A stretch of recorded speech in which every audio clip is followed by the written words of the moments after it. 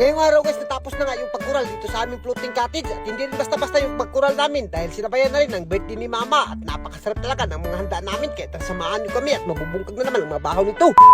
For today's video guys, nandito ako sa palengke ng Pandak City para magsurusuroy at mamalit na rin ang sumbahon dahil birthday ni Mama at simple nga lang pala yung dadalhin natin dito at sakto-sakto dahil talagang sa floating cottage tayo magpapanday, isasabay na lang natin. At sa puntong ito nagulat kami, biglang nagsuroy-suroy si Jollibee, iwan ko ba kung saan niya dadalhin itong mga kasama niya ng mga mascot, baka pupunta sila dito sa opening ng KFC, tamang-tama opening pa naman ngayon, baka kakain sila. At pero kami hindi kami magpapatinag dyan dahil birthday ni Mama, doon kami kakain sa floating cottage namin at sinama nga na pala namin si Aki dito at hindi na kami nagpadugay-dugay, nandito na kaagad kami sa tugbugan ng aming dagat at ito nga pala yung daanan ng aming dagat guys, napakaayos talaga at sa puntong ito nakaabot na kaagad kami, tamang-tama dahil taob-taob, napakaganda talaga tignan dito sa ating floating cottage at sakto-sakto dahil nagtatrabaho si Papa G ng mga pertahan dito at kung nakikita nyo malapit na talaga matapos yung mga pertahan na yan at kumplito na nga pala yung kural niyan, ay nako talagang malapit na talagang lumutaw yan ang insakto at doon na natin yan ilalagay at sa puntong ito guys sobrang nakakatuwa lang dahil birthday ni Mama ngayon, nagkatapok-tapok na naman kami, simple nga lang pala yung celebration namin ni Mama dito guys, nagsumba-sumba lang kami ng ikog dahil sabi ko sa kanya babawiin na lang natin yan kapag nagkaluyan na tayo ng Panginoon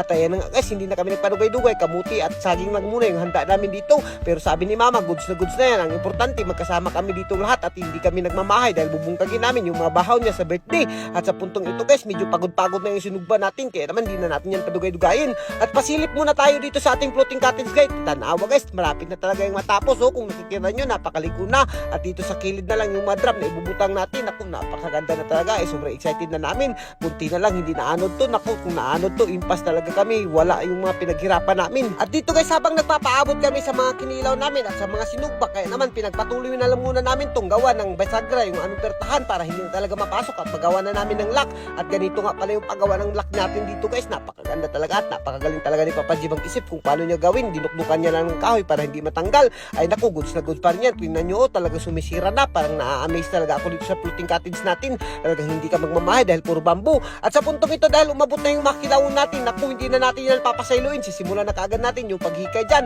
at ayan nga kinumot-kumot ko na kaagad yung kilawon natin dyan at binugaan ko na para hindi malangsa at napakasarap talaga nito guys kung makakatikim lang kayo at sa puntong ito guys kinuraw-kunaw ko na kaagad dyan at as you can see naman guys napakasimple lang talaga yung mga handaan namin at kung nakikita nyo yung kinilaw natin guys goods na goods pa rin yan at sa puntong ito pagkatapos ko tilawan yung kinilaw sabi ko kay Mama tayhupin niya muna yung cake, sabi niya first time niya daw sa buong buhay niya makatayhop ng cake kaya naman sobrang nakakatuwa lang dahil na-appreciate na kahit ginagmay lang yung handa natin at sa puntong ito guys talagang hindi na kami nagpapadugay-dugay dyan, talagang binungkag na namin yung mga bahaw at pati si Ivy ito talagang pinakapaborito niyang trabaho yung kumain ng mga bahaw na napakasarap naman talaga at pagkatapos namin binungkag yung bahaw patuloy na naman kami sa pagtrabaho namin at pinugkutan na nga pala namin dito at iniwas na lang namin itong bungkut na nylon para hindi masayang at talagang hinugutan namin para pag mag-ambak-ambak yung mga tao dito hindi talaga tumalumping at ayan nga guys as you can see naman guys puno na ng kural itong ating floating cottage, ang kulang na lang talaga siguro dito ay yung pagpalutaw na lang at abangan nyo yung paglutaw dito sa ating floating cottage guys, yung pantay na siya at hindi na tagilid kung ano yung mailalagay namin. Thank you and God bless you all, mabuhay kayo lahat dyan mga idol hanggat gusto nyo. So kung gusto nyo magkaroon ng ganitong Gcash guys at kung gusto nyo palaging pumapal doon sa comment section yung link guys, siguradang hindi kayo magmamahay.